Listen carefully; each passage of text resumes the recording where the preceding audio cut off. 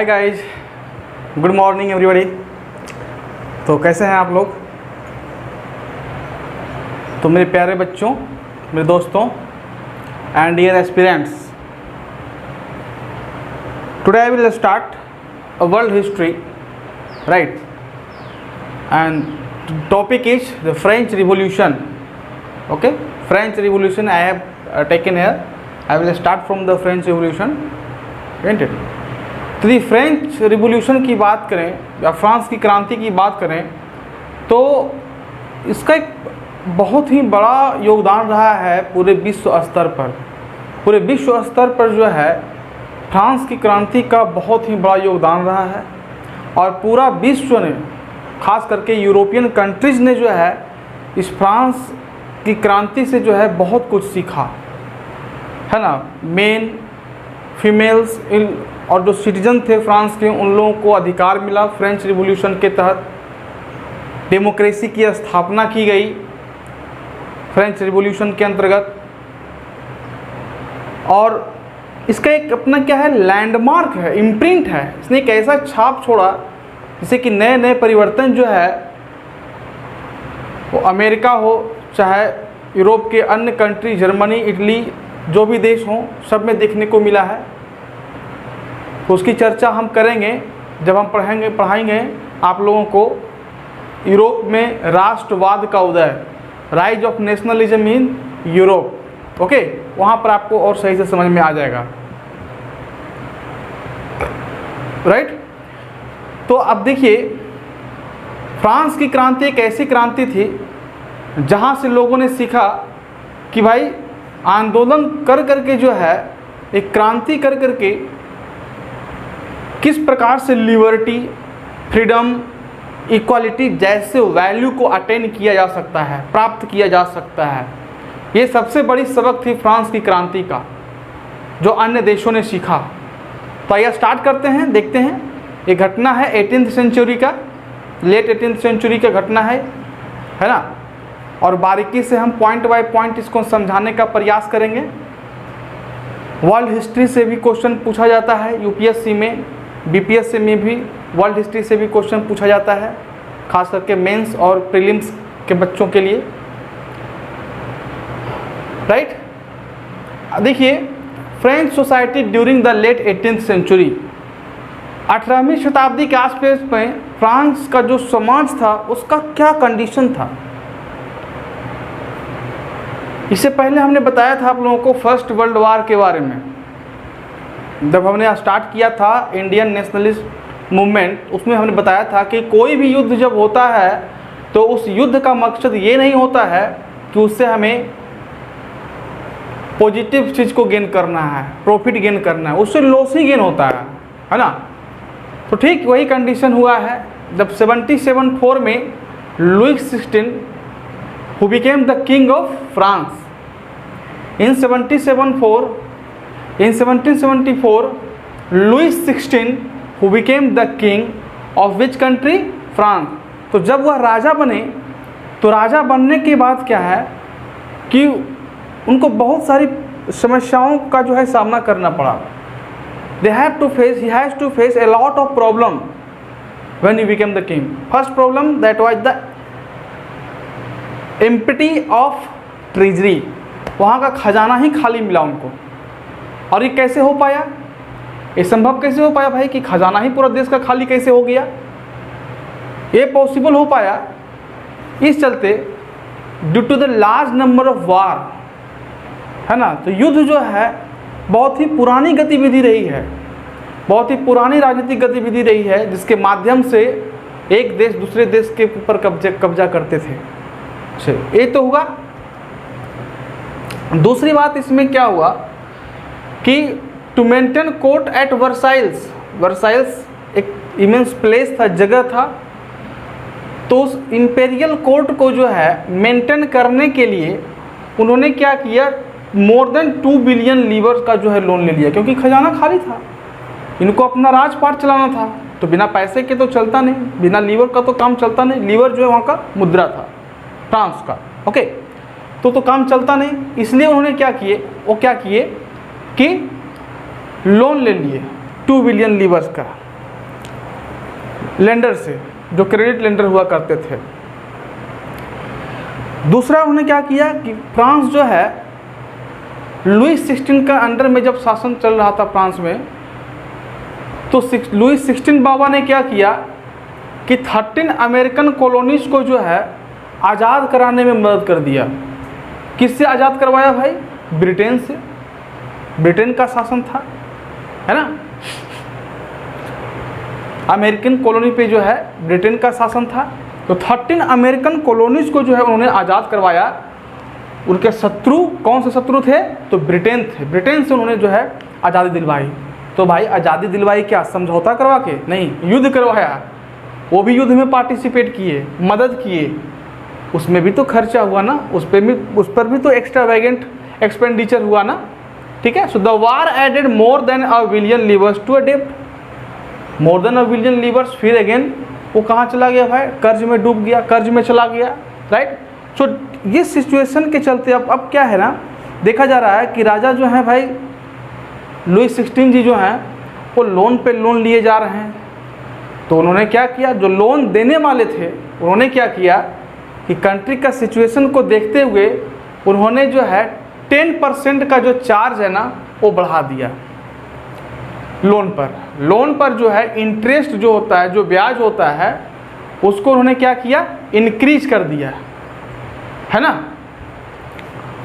So it became difficult for French government to meet its regular expenses such as maintaining army court, है ना।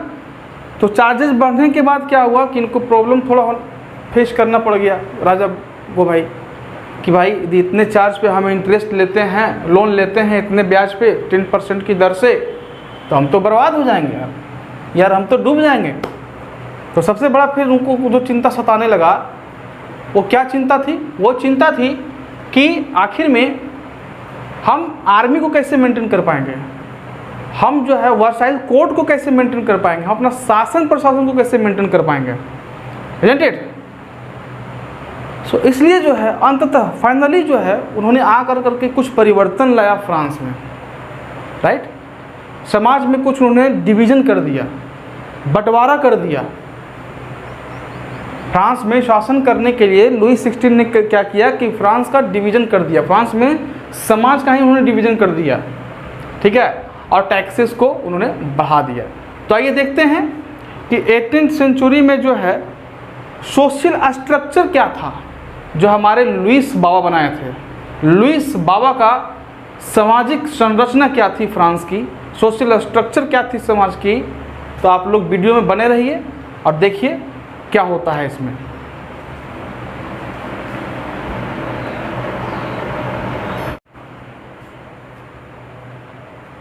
तो देखिए during 18th century France was divided into 3 categories, right.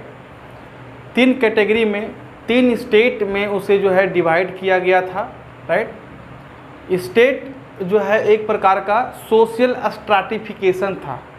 Stratification का मतलब क्या होता है? Layer by layer division according to the status. तो समाज को वहाँ जो है फ्रांस में 3 वर्गों में विभाजित किया गया था मेरे प्यारे दोस्तों। वो कौन कौन से वर्ग थे? First state, second state and third state. First state में कौन लोग आते थे? कलर्जी लोग आते थे। कलर्जी किनको कहा था? जो पादरी लोग हुआ करते थे। पुरोहित वर्ग के लोग आते थे, जैसे कि पोप चर्च के जो हुआ करते थे, है ना, वो आते थे, कलर्जी में आते थे, जो टॉप लेवल पर होते थे। जैसे हमारे देश में यदि सोशल स्ट्राटिफिकेशन देखा जाए तो आप देखिएगा कि ब्राह्मण लोग टॉप लेवल पर आते हैं, है ना। Second nobility. नोबिलिटी का मतलब क्या होता है? कुलीन वर्ग के लोग। कुलीन वर्ग के लोगों को जो है ना सबसे श्रेष्ठ वर्ग के लोग जो है सो लोगों की जो है दर्जा दी जाती थी समाज में, फ्रांस में खास कर करके, ठीक है, जो कि बहुत ही धनवान हुआ करते थे। थर्ड स्टेट के अंदर 3 तरह के लोग थे।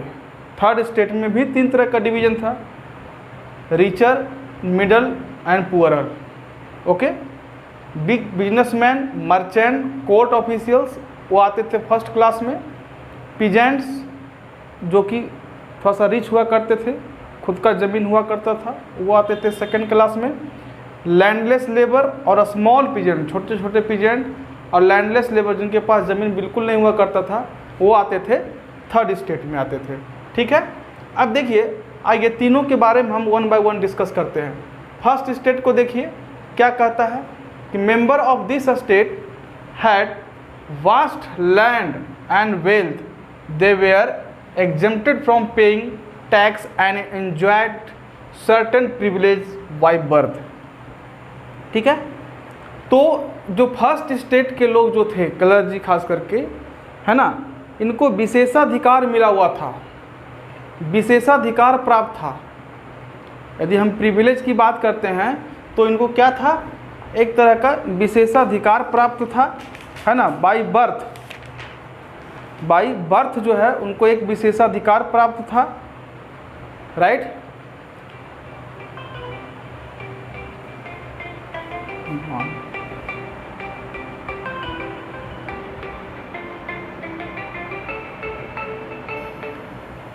तो उनको विशेषाधिकार प्राप्त था, सॉरी फॉर इंटरप्शन, ओके।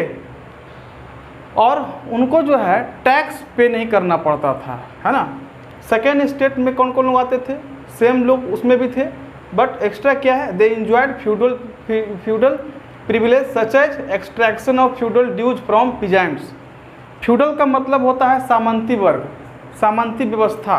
तो सामंती व्यवस्था जो था यह एक प्रकार का भूस्वामित्व एवं व्यक्तित्व संबोधित और संबंधों पर आधारित था, राइट। एक पद्धति होती थी, सामाजिक पद्धति होती थी जिसमें परस्पर अधिकारों तथा कर्तव्यों का निर्धारण किया जाता था। ठीक है, ये हुआ फ्यूडल प्रिविलेज का मतलब, राइट। थर्ड स्टेट में आते थे रेस, बाकी जितने पॉपुलेशन बच गए फ्रांस के वो थर्ड स्टेट में आते थे। इस थर्ड स्टेट में जो था ना, प्रिविलेज की बात की जाए तो बहुत ही कम दिया गया था। वो खास करके जो लैंडलॉर्ड्स हुआ करते थे, रिचर पर्सन हुआ करते थे, व्यापारी हुआ करते थे, उनको ही दिया गया था, राइट। 90% पॉपुलेशन जो था आपका वो पीजेंट का था। तो पीजेंट जो हुआ करता था ना, वो वहाँ का मोस्ट इम्पॉर्टेंट पार्ट था फ्रांस का, क्योंकि उन्हीं से ज़्यादा टैक्स कलेक्शन किया जाता था, राइट। टैक्स पे करना वो कंपलसरी था पीजेंट्स लोगों को, राइट। और 60% जो लैंड था that was owned by the richer person, है ना। जो रिचर हुआ करते थे उनके द्वारा, नोबल पर्सन जो हुआ करते थे, जो धनवान हुआ करते थे, लाइक लैंडलॉर्ड्स वगैरह हुआ करते थे, है ना, बड़े बड़े सर्वेंट हुआ करते थे, उनके पास जो है 60% ज़मीन जो था अपना था, जिस पर पीजेंट्स लोग खेती करते थे। अब आइए चर्चा करते हैं टाइप्स ऑफ टैक्सेस। कौन कौन से टाइप्स ऑफ टैक्सेस थे जो फ्रेंच में कलेक्ट किए जाते थे और किस तरह से उसका कलेक्शन किया जाता था।